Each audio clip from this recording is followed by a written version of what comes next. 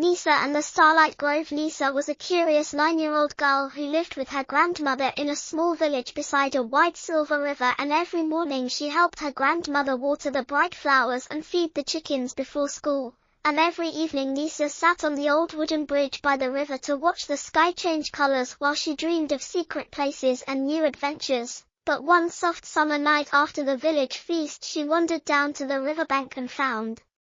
a small glowing pebble lying on a smooth stone, and when she picked it up the pebble felt warm in her hand and she heard a gentle voice whisper, "Follow my light to the Starlight Grove." So her heart beat with excitement and a little fear, but she was brave and she ran home to find her best friend Ali, who loved puzzles and mysteries. And when Nisa showed him the glowing pebble he smiled with wonder and agreed at once to join her.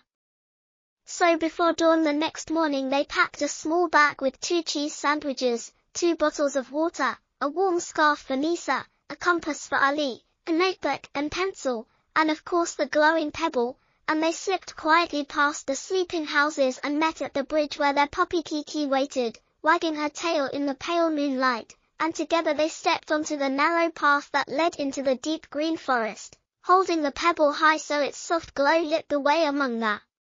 tall pines whose needles whispered in the wind. After a short walk they came upon a hedgehog tangled in an old net under a fallen branch, and Nisa knelt to help untangle the shy creature while Ali used his compass to steady her hands. And when the hedgehog scurried free the pebble pulsed red and a bright red stone appeared on the ground beside them, so Nisa picked it up and tucked it into her bag where it glowed warmly like dawn, and Kiki barked happily as the forest seemed to sigh in relief.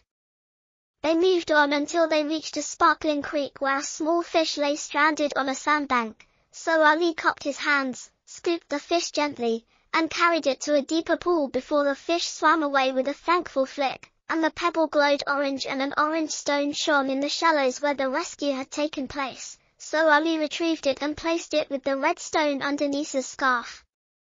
After they crossed the creek on wet stepping stones they entered a silent glade where a young owl hung helpless in a broken fishing line, and Nisa held the pebble to light the glade while Ali used his knife to cut the line and free the owl, which flapped its wings and hooted softly, and the pebble glowed yellow as a bright yellow stone appeared hidden in the grass, so Nisa slid the stone into her pocket.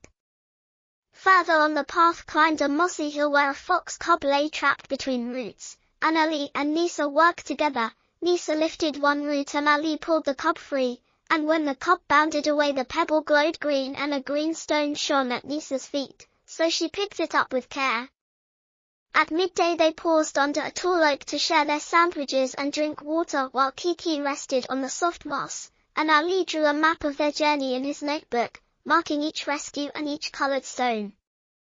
Refreshed, they followed the trail to a circle of wildflowers where a family of rabbits gazed at them with gentle eyes, and one brave rabbit hopped forward to nudge a blue stone toward Ali, so Nisa whispered words of thanks to the rabbits and Ali placed the blue stone in the bag. Next the forest path grew dark between ancient firs where a young deer stood with its antlers stuck in a fallen gate, and Nisa held the pebble high so its light danced on the deer's fur while Ali worked to lift the gate piece by piece until the deer shook free and bounded into the trees, and the pebble glowed indigo and revealed an indigo stone under a pile of leaves, which Nisa fetched carefully. Their final challenge came in a quiet hollow where a cluster of violet mushrooms glowed faintly under the moon, and the pebble pulsed as if guiding them, so Ali reached past the mushrooms and lifted a violet stone that lay under the largest cap, and the stone glowed bright violet in his hand. Now they held 7 shining stones, red, orange, yellow, green, blue, indigo, and violet, and the pebble itself glowed with a rainbow of light.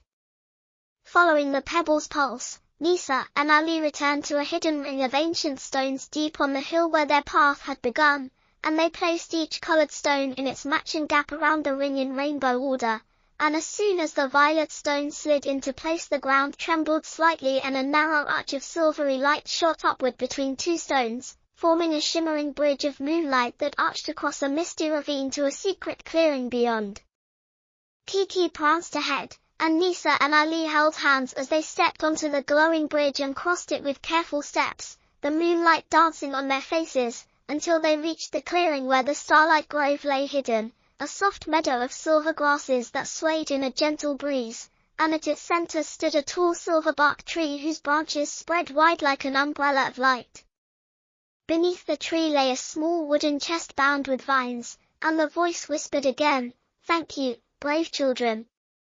You have restored the Bridge of Stars and may now open this chest." So Ali slipped the pebble into a silver lock on the chest and turned it, and the lid swung open to reveal a handful of silver seeds and a note that read, "Plant these seeds where hope is needed and watch new light grow." And as Nisa and Ali read the words, the tree's lantern-like flowers glowed brighter and the meadow shimmered with tiny lights like fireflies. The chest held 2 special leaves, and the voice said, "Take these leaves to remember your courage and kindness." So Nisa and Ali each took a leaf that glowed softly under their fingers, and Sparrow, Ali's pet squirrel who had followed them in his pocket, chirped in delight. After they made their promise to share the seeds and leaves, the silvery bridge sank back into mist and the glow of the stones dimmed to darkness, leaving no trace of the path in the forest.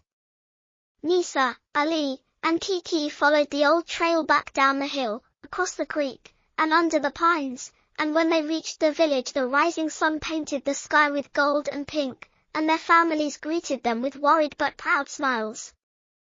Nisa and Ali told them of the glowing pebble, the rescues by the brook and on the hill, the ring of stones, the moonlight bridge, and the silver tree, and their parents listened with shining eyes and hugged them tightly. That night, by lantern light, Nisa planted 2 silver seeds in her grandmother's garden and Ali planted 2 under an old elm by the schoolyard, and they pressed their silvery leaves into the pages of their notebooks with careful hands, writing a single sentence. "We followed the starlight path, helped those in need, and learned that courage and kindness light the darkest night."